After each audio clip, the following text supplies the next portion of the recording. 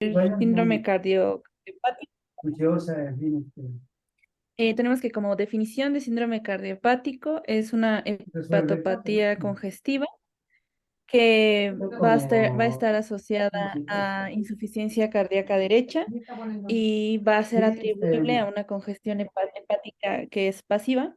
Pues antes el capítulo esta estaba así lesión como medio hepática aburrido, ¿no? se Porque, pues, la llamaba enfrente y la hepatitis segunda. isquémica o hepatitis Pero en el hipóxica, 2 se pone bien pero o sea, interesante. bueno, se asocia que son, Ya, está presente en porque pacientes que tienen ahí insuficiencia cardíaca descompensada. la personalidad, Entonces, bueno, el todo encontré medio. que se puede clasificar en tres, tipo uno, tipo 2, tipo 3. La tipo uno va a ser una Y elevación se puede leer aislada de porque luego ACT después hay como o ALT, documentales donde y la entrevistan tipo a 2 va a casi tener un en la aumento cárcel. de bilirrubina total, más GGT, más fosfatasa alcalina elevada. La tipo 3 va a tener un patrón combinado de Sí, hepatitis isquémica, que ahorita vamos a ver también cómo se clasifica en dos igual. Van a ser pacientes que tienen alteraciones, bueno, como ya lo mencioné, alteraciones hepáticas secundarias a insuficiencia cardíaca. Generalmente la LDH se va a elevar de 10 a 20 veces y la AST de 10 veces aproximadamente. Y aquí, bueno, también encontré algunos parámetros como estándares que tienen de AST arriba de 60, ALT arriba de 75, fosfatasa alcalina arriba de 225 y una bilirrubina de total repente que se veo puede como elevar hasta 20 y una GGT hasta 100. entonces Eh, bueno, ya son otro. encontré en otra referencia que tiene que haber alguno de estos parámetros o estos tres parámetros para poder considerar lo que es una hepatopatía asociada a insuficiencia cardíaca, que es el entorno, o sea, que tiene que estar ya la insuficiencia cardíaca e insuficiencia circulatoria o insuficiencia pulmonar. Tiene que haber niveles elevados de aminotransferasas, que es, como ya lo mencioné, generalmente 20 veces por arriba del límite normal, y que aparte se puede hacer la exclusión de otras causas de daño hepático. Em, También, o sea, lo que encontré es que algo que nos puede decir o dar un dato de que va a ser una lesión hepática aguda cardiogénica es que la proporción de alanina aminotransferasa a lactato deshidrogenasa va a ser menor a 1,5.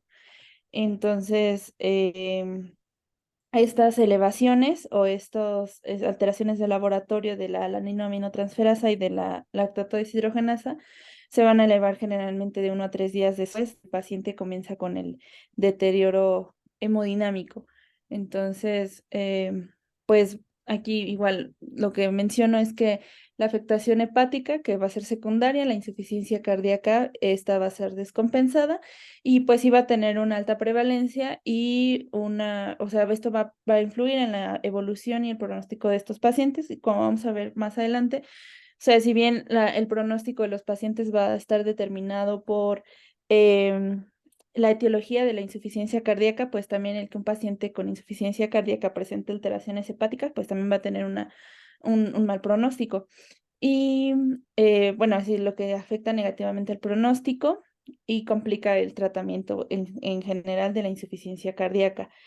Aquí igual se puede asociar a que va a tener una inadecuada perfusión tisular, va a haber un aumento de las presiones de llenado cardíaco derecho. Ahorita vamos a ver unos esquemas que van a ejemplificar de una mejor manera lo que sucede, pero pues estos dos aspectos van a ser lo que nos va a llevar a una alteración de los marcadores séricos en la función hepática.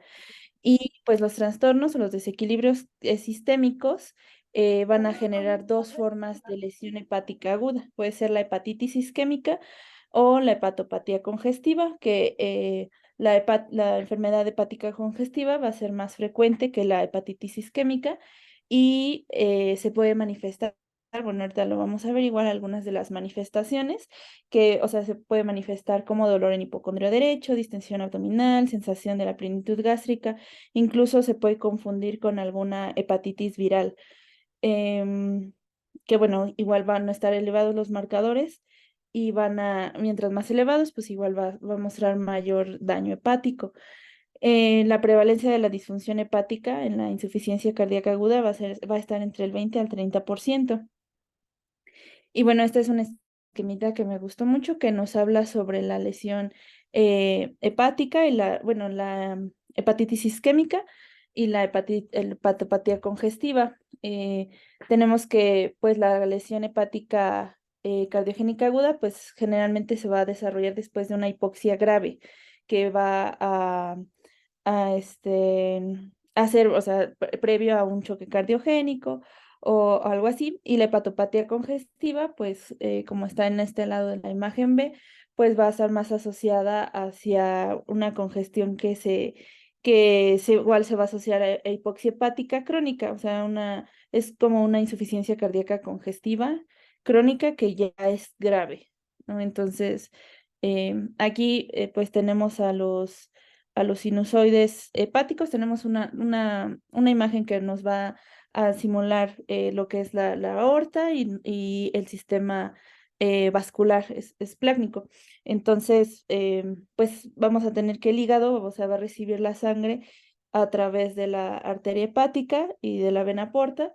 Y pues esto, o sea, como recordaremos de nuestras clases de anato y de fisio, el hecho de que haya dos vasos que van a nutrir al hígado de aporte sanguíneo, pues es para proteger de que si una de estas dos falla, pues no se queda disfuncional, o sea, se va a suministrar oxígeno.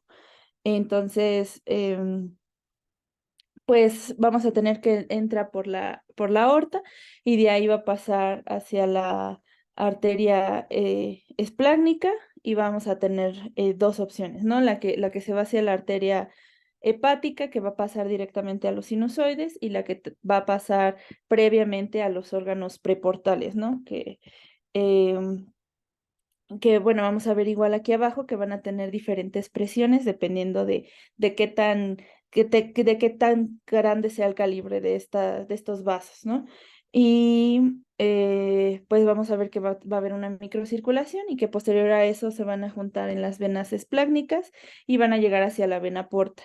De ahí pues ya van a llegar a los sinusoides hepáticos y esto va a irse hacia la vena cava inferior. Entonces, en un flujo retrógrado de una insuficiencia cardíaca derecha, pues nos va a aumentar estas presiones que se ejemplifican aquí y esto igual nos va a causar toda esta congestión hepática de la que estábamos platicando hace un momento.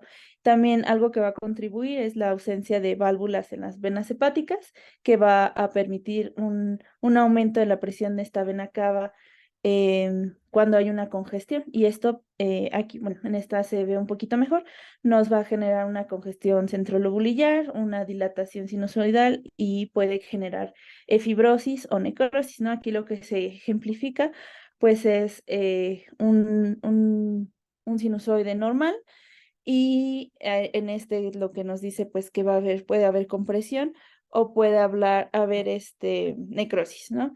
Entonces, igual la transmisión de la presión venosa central que va a estar elevada va a generar esta presión aumentada también en el sistema venoso hepático y pues eso va a conducir a una congestión hepática pasiva, como lo mencionaba al principio de la presentación.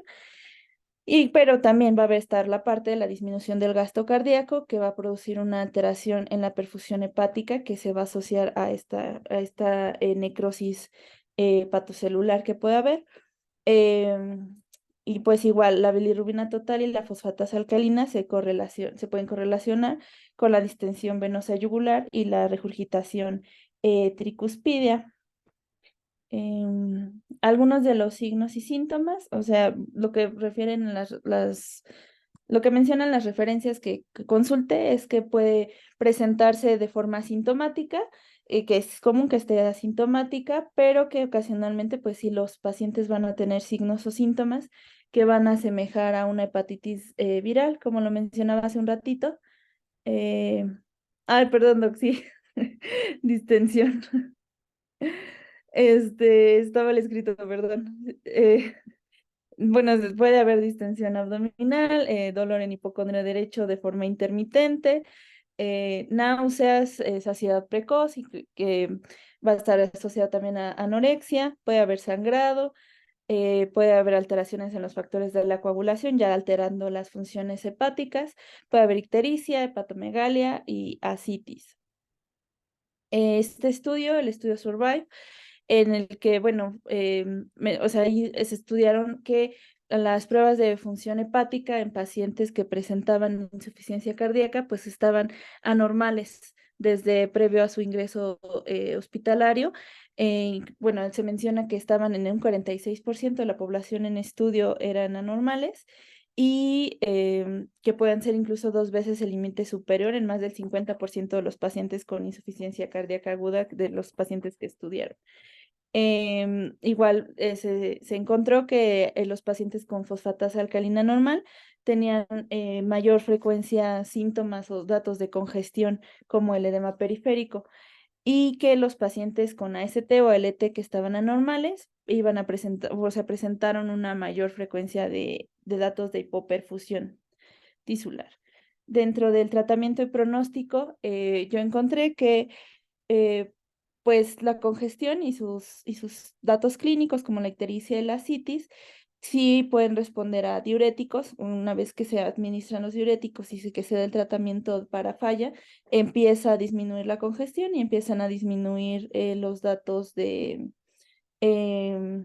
congestión hepática, las bilirrubinas, la ST, la LT, la fosfatasa alcalina empiezan a disminuir y que, bueno, igual los cambios histológicos, lo que me faltó mencionar al inicio es que si cumplía con esas 3 características que les mencioné en el cuadrito azul, ya no es necesario, más bien no está indicado realizar una biopsia hepática. Entonces, bueno, si hay cambios histológicos tempranos en el hígado, estos se van a resolver cuando mejore la función cardíaca. Y pues, bueno, también se menciona que la congestión hepática prolongada de meses o años puede provocar una cirrosis, que, o sea, creo que el término ya no se usa, pero se llamaba cirrosis cardíaca o cardiogénica, algo así. Bueno, ahorita igual menciono otra parte. Y pues el pronóstico principalmente pues va a depender de la enfermedad cardíaca, pero el aumento de estos biomarcadores hepáticos, pues sí se va a asociar a un empeoramiento hemodinámico, ¿no? Y que va a tener una menor supervivencia de los pacientes. También se puede asociar a que tengan peores resultados en su tratamiento, pues el hecho de que ya esté el hígado así durante un tiempo prolongado, porque pues va a tener rigidez hepática.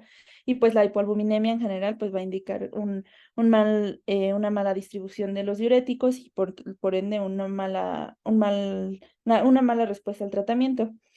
Em, y bueno, bueno, también se menciona esto, que las aminotransferasas pueden volver a los valores normales en un plazo de 3 a 7 días, tampoco es como tan inmediato.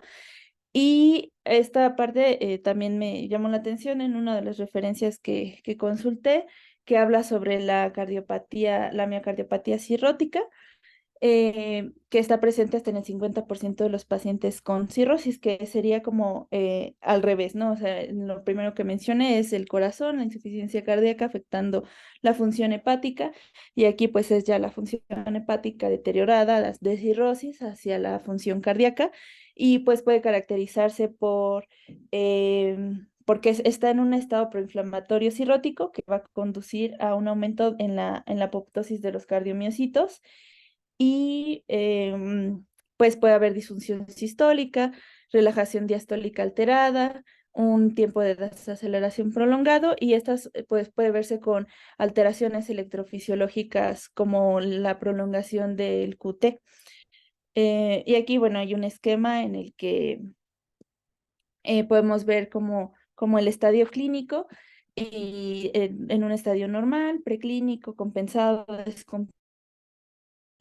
cómo se ve afectado el remodelado cardíaco, la función del ventrículo izquierdo, la función hepática, la función circulatoria y los signos cardíacos que podemos encontrar. Em, y pues vemos que cuando ya está muy descompensado, por ejemplo, pues el remodelado cardíaco va a ser em, una hipertrofia excéntrica, cuando está compensado, una hipertrofia concéntrica, y pues en el estadio preclínico puede incluso no haber un remodelado del ventrículo izquierdo. Y la función, pues vemos cómo va a estar deteriorándose hasta llegar a una disfunción diastólica con datos clínicos importantes sobre esta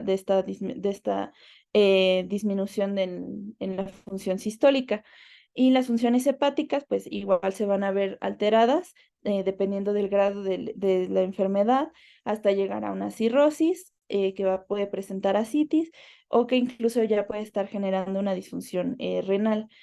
Y la función circulatoria, como vamos a ver, puede ir habiendo vasodilatación, eh, con incremento o con decremento del gasto cardíaco y de los signos cardíacos que podemos encontrar, como la prolongación del QT, taquicardia, la dilatación de la aurícula izquierda y la alteración en las funciones cardíacas.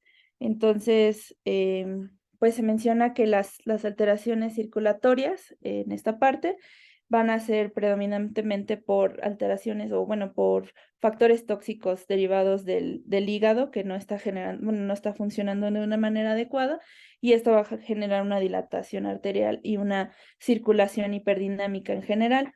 Esto va a generar la congestión, igual, más bien la insuficiencia hepática y la dilatación arterial.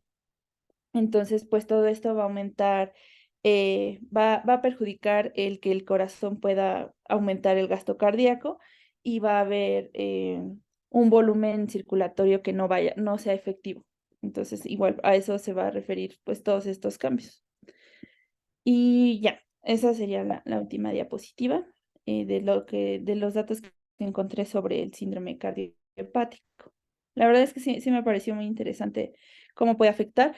En alguno de los artículos que consulté, pues también se habla sobre la afectación que puede tener a nivel intestinal toda esta congestión, y que pues sí puede haber ahí una permanencia del daño cardíaco, hepático, intestinal, y también pues afectando ya en parte hacia los síndromes cardiorrenales que ya hemos estudiado también. Entonces sí está interesante cómo puede afectar la congestión vascular pues a los demás órganos. Y pues incluso encontré algunos que hablan sobre la microbiota, y así está bastante interesante, pero sí, creo que aparte, o sea, también en algunos estudios mencionan que sí faltan más datos sobre esto y sobre el manejo que se le pueda dar para que sea más efectivo el manejo hacia la afectación que tiene al hígado, pero pues, aún así tiene una muy buena respuesta a los diuréticos. Ok, Leo. Mira, hay algunas cositas que creo que completa referente al síndrome cardiopático, Ujú, pero les estoy haciendo una presentación justamente que va a ser para síndrome cardiorrenal tipo 1 específicamente, pero hace unos momentos tomé un curso ahorita. ¿Se acuerda que les dije que estoy en la Sociedad Latinoamericana de Nefrología y Hemodiálisis? Y me llamó mucho la atención de varias cosas que dicen, para lo cual se las voy a presentar ahorita, miren. Sí se conectó dos keys, ahí está. dejo de compartir. Ajá, mira, te la voy a robar yo, Ah, ok. literalmente. Permítame, la estoy empezando, incluso la estoy empezando. Mira, miren, perdón. La quito aquí. Llama la atención que hay tres estudios importantes, literalmente. Uno desde el 2023. Yo sé que las CNES van a decir ustedes son muy pequeñitas o me podrán poner peros en algunas cosas, pero nos habla específicamente de la pulsatividad ya referente al uso del ultrasonido en el punto de atención, específicamente en el Vexus, ¿de acuerdo? Hemos dicho constantemente que independientemente de que el paciente tenga o no tenga una vena cava por arriba de 21 milímetros, que constantemente se han dado cuenta que nos dicen, es que tiene menos de 21 milímetros, entonces no se hace Vexus. Actualmente, con menos de 21, pero con menos del 50% de colapsabilidad, el paciente entra directamente para protocolos Vexus, ¿de acuerdo? Punto número uno. Punto número dos, vean estos estudios en los cuales no se evaluó específicamente, es el 2016, nunca se evaluó en realidad la vena cava. Lo que valoraban específicamente para la nefropatía congestiva, desde el punto de vista tubulointersticial, que es lo que se quería evaluar, literalmente fue pulsatibilidad. ¿De qué? ¿Qué se pulsa aquí abajo? Pues obviamente aquí, es que no puedo, no tengo un punto, pero si se pueden ver donde dice arteria y flujo pues aquí estamos en el punto más inferior del Vexus, que es la arteria renal en la parte que es la línea azul, y la parte de abajo, que es la línea morada, es la parte venosa de las arterias, de las venas renales y las arterias renales, claro. Ok. Cuando ustedes tienen literalmente presencia de congestión a nivel esplácnico, ustedes van a encontrar literalmente congestión arriba, a nivel hepático, y por lo tanto la traducción de un síndrome cardiopático traduce también congestión a nivel cardiorrenal. Ujú, ¿Ok? ujú, Es por esa situación que el Vexus grado 2, grado 3, tiene tanto lesión hepática como lesión renal. Y ahora, ustedes pueden encontrarlo a mayor pulsatividad, literalmente, de las venas renales. Ustedes tienen que irse ahora entre la vena porta y la vena renal. Son las dos cosas que van a tener que irse a investigar específicamente en esta clase de síndromes. ¿Por qué? Observen que de 217 pacientes, 53.9% de los cuales estaban normales, tenían un flujo continuo, que es el normal, si lo hemos recordado siempre, tenían literalmente, por criterios de Caidigo, lesión renal aguda. Y de estos, literalmente, casi el 50% también tenía lesión hepática. ¿Ok? Y ahora, si se ve en la parte inferior, cuando ya había solamente inversión diastólica y sistólica, había presencia literalmente del 29% de pacientes con lesión renal aguda por criterios de Caidigo. Y cuando ya solamente había presencia de diástoles, de ese 22.5%, el 34% ya tenía lesión renal aguda. Ok, ahora nos vamos por los criterios literalmente de la WRF, donde utilizan ese criterio de más de 0.5 incrementos de creatinina. Yo sé que estamos hablando de lesión hepática, pero esto es traducible, estos datos que les voy a mostrar en la siguiente semana, probablemente el día miércoles, literalmente traduce que el paciente, y este es de 2023, con menos N, literalmente 188, pero vean, siempre que hay pulsatividad, van a encontrar literalmente congestión, obviamente, y van a encontrar lesión renal aguda en el contexto del paciente que ya está congestivo desde arriba hasta abajo, y por lo tanto la ALT y la ST va a estar incrementada. Obviamente sabemos que el tipo 3 del síndrome cardiopático es asociado a isquemia, o obviamente va a ser asociado frecuentemente a qué tipo, a un choque cardiogénico, más que ujú. literalmente estar encontrándolo en contextos de congestión venosa. Pero el tipo 1 y el tipo 2, o sea, el tipo que es lesión hepática propiamente dicha o lesión, bueno, por el incremento de las filirubinas, entre otras cosas, se traduce literalmente en congestión esplácnica. Es por eso que ustedes tienen que ir directamente a buscarlo. Ahora, recuerdan constantemente que les he dicho que pacientes con cirrosis hepática no se recomienda hacer la medición de un Vexus específicamente porque siempre están vasodilatados. Pues tenemos subrogantes que los vamos a valorar en la siguiente clase. Ahora, observen estos cambios súper interesantes. Y es traducible a la lesión hepática. Se dan cuenta que pacientes que no tienen literalmente lesión renal, perdón, que no tienen falla cardíaca, vean cómo se comporta literalmente, la proporción, veanla cómo está. Después, vamos a verla, si alcanzan a ver ahí, sí, observen cómo está el flujo literalmente venoso, venoso del riñoncito. Van a encontrar ustedes específicamente que la pulsatividad, ¿cómo la van a encontrar en cada uno por grupos? Sin falla renal, sin falla cardíaca, perdón, y con falla cardíaca de FEBI reducida. Observen que cuando el paciente tiene menor cantidad de FEBI, el paciente presenta flujo venoso alterado, o sea, inversión diastólica, sistólica o solo presencia de diástoles en el flujo venoso del riñón. Esto mismo va a pasar en pacientes que tengan síndrome cardiopático, ¿de acuerdo? Es algo, se traduce literalmente, entonces, a mayor congestión que tenga el paciente, mayor alteraciones en el flujo venoso vamos a encontrar y por lo tanto, mayor lesión inducida propiamente por la congestión. Del lado derecho ustedes tienen esta gráfica que aquí habla literalmente de alteraciones que constantemente medimos cuando estamos haciendo una insonación. La TAPSE, o sea, disfunción del ventrículo derecho, estamos midiendo presión, perdón, saturación venosa central o mixta, alteraciones literalmente en los volúmenes del ventrículo derecho y aurícula derecha y aurícula izquierda, lo que les he dicho siempre, la PAWP o lo más importante que es la relación E'. Esto lo vamos a ver un poquito más adelante porque sé que no lo sabemos por completo. El diámetro de la vena cava inferior, literalmente, las alteraciones en el filtrado glomerular, etcétera. Y después vamos a hablar literalmente, en los síndromes cardiopáticos que no acabas de tocar, hay presencia frecuentemente de albuminuria. Y esto se traduce literalmente a que hay una poca reabsorción a nivel tubular proximal de estas proteínas y la traducción de la lesión hepática, la lesión renal, se traduce en albuminuria. ¿De acuerdo? He constantemente estado platicando, incluso ayer Oskis me Ok, decía, ¿cómo podemos nosotros valorar la congestión tisular en el paciente, en este tipo de pacientes como el que estás presentando, un paciente ya tal vez con lesión crónica hepática? Y decíamos algo, Oskis y yo, por ejemplo, en el contexto de su abuelo, ¿qué le puedo medir? Sea 125. Nosotros vamos a saber que en pacientes con estas características tienen incrementos sustanciales del CA 125, literalmente con una buena P en sus estudios iniciales, en cirrosis y en pacientes ya con lesión, perdón, en síndrome cardiopático, ¿ok? Y obviamente en cardiorrenal está mucho más estudiado. Yo quiero que se queden con esta idea, que siempre que haya traducción a nivel hepático, ustedes van a encontrar alteraciones renales. Y esto lo vamos a demostrar en la siguiente clase. Pero creo que importante es de que nuestro paciente que nos llegó literalmente, creo que fue en la guardia de hace tres guardias, cuando empezamos a ver este tema, ¿sí lo recordarán? sí, fue con la señora de la 1, justamente. Exactamente, con esa Ujú. paciente justamente de ahí surgió este tema. Y esa paciente se estaba comportando como qué tipo de síndrome cardiopático. ¿Qué tenía incrementado? Tenía incrementado las bilirrubinas Sí. y las transaminasas, ¿cómo se encontraban? Mm,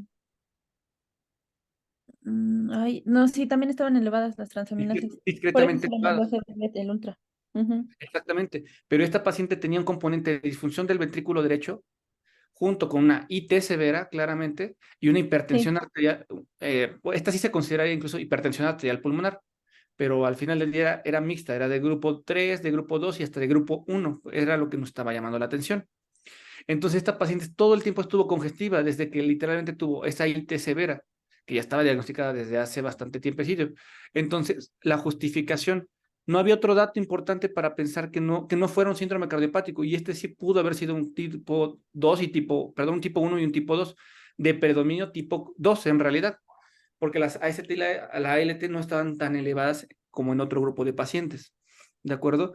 Y todo lo justificamos específicamente por la disfunción, por la TAPSE, por la tasa de filtrado glomerular, que también ya tenía datos de enfermedad renal crónica, y esta paciente se estuvo comportando crónicamente como un síndrome cardiopático junto con un síndrome cardiorrenal, que eso es lo más interesante.